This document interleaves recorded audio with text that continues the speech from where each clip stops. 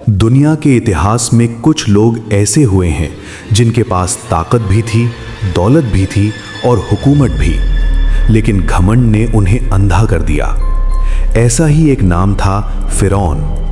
फिरौन किसी एक आदमी का नाम नहीं था, बल्कि मिस्र के बादशाहों को दिया जाने वाला एक खिताब था। लेकिन कुरान जिस फिरौन का जिक्र करता है वो अपनी जुल्म और घमंड की वजह से हमेशा के लिए बदनाम हो गया। उस जमाने का मिस्र दुनिया की सबसे ताकतवर सल्तनतों में से एक था। चारों तरफ भव्य महल थे, ऊंचे ऊंचे पिरामिड थे और ऐसा लगता था जैसे इंसान ने पत्थरों को भी गुलाम बना लिया हो। फिरौन की हुकूमत डर पर चलती थी। जो उसकी बात मान ले वो जिंदा रहता था, जो सवाल करे वो मिटा दिया जाता था। फिरौन खुद को सिर्फ बादशाह नहीं मानता था, वो खुलेआम कहता था कि वही सबसे बड़ा रब है। उसका घमंड इस हद तक पहुंच चुका था कि वो अल्लाह को मानने से इनकार करता था। मिस्र की इसी धरती पर एक कौम रहती थी जिसे बनी इसराइल कहा जाता था। ये लोग हज़रत याकूब अलैहिस्सलाम की औलाद थे। फिरौन ने इन्हें गुलाम बना रखा था। बनी इसराइल से बिना मेहनताना काम लिया जाता था। उनसे ईंटें बनवाई जाती थीं, भारी पत्थर उठवाए जाते थे और अगर कोई थक जाए तो उसे मार दिया जाता था।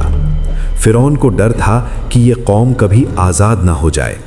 इस डर ने उसे और जालिम बना दिया। एक दिन फिरौन ने एक ख्वाब देखा। उसके दरबार के जादूगरों और सलाहकारों ने कहा कि बनी इसराइल में एक लड़का पैदा होगा जो तेरी हुकूमत को ख़त्म कर देगा। बस यही सुनना था। फिरौन ने हुक्म दे दिया कि बनी इसराइल में पैदा होने वाला हर लड़का मार दिया जाए। मासूम बच्चों को माँ की गोद से छीनकर कत्ल किया जाने लगा। मिस्र की गलियों में चीखें गूंजने लगीं। माएँ अपने बच्चों को छुपाने लगीं, लेकिन फिरौन का दिल पत्थर से भी ज़्यादा सख्त हो चुका था।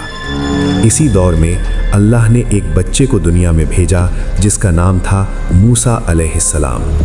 अल्लाह ने मूसा की माँ के दिल में इल्हाम डाला कि बच्चे को एक टोकरी में रखकर दरिया में छोड़ दो।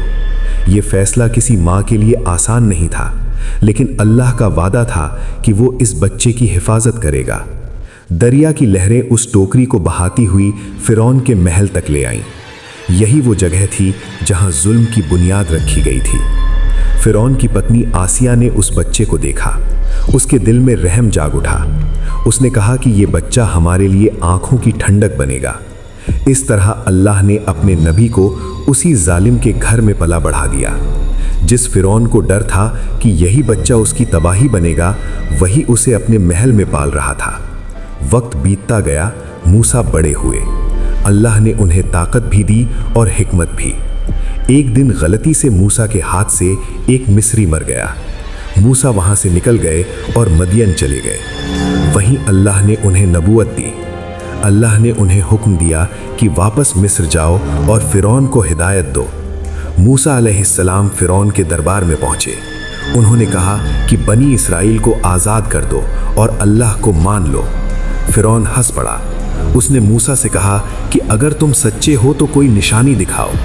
मूसा ने अपनी लाठी ज़मीन पर डाली। वो लाठी एक जिंदा सांप बन गई। लेकिन फिरौन का घमंड फिर भी नहीं टूटा। उसने जादूगरों को बुलाया। जब जादूगरों ने सच्चाई देखी तो वे सजदे में गिर पड़े। उन्होंने कहा कि मूसा का रब ही सच्चा रब है। फिरौन ने गुस्से में आकर उन्हें मरवा दिया, लेकिन सच्चाई को झूठ से दबाया नहीं जा सका। अल्लाह ने फिरौन पर एक के बाद एक अजाब भेजे। तूफान आए, टिड्डियाँ आईं, जूं और मेंढक फैल गए, पानी खून बन गया। लेकिन फिरौन हर बार कहता कि अगर अजाब हट गया तो वो मान जाएगा, और जैसे ही अजाब हटता वो फिर पलट जाता। आखिरकार अल्लाह ने मूसा को हुक्म दिया कि बनी इसराइल को लेकर मिस्र से निकल जाओ। जब फिरौन को पता चला तो वो अपनी पूरी सेना लेकर पीछा करने लगा। उसने सोचा कि आज सबको ख़त्म कर देगा। समंदर के किनारे मूसा और उनकी कौम रुक गई।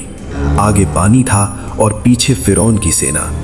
अल्लाह ने मूसा से कहा कि अपनी लाठी पानी पर मारो। समंदर दो हिस्सों में बट गया। बनी इसराइल उस रास्ते से निकल गए।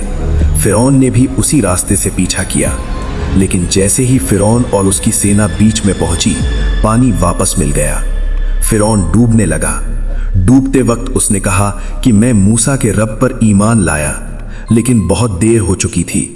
अल्लाह ने कहा कि आज हम तेरे जिस्म को बचा लेंगे ताकि आने वाली नस्लों के लिए निशानी बने। आज भी फिरौन की लाश मौजूद है। ये इस बात की गवाही है कि ताकत, घमंड और जुल्म का अंजाम हमेशा तबाही होता है।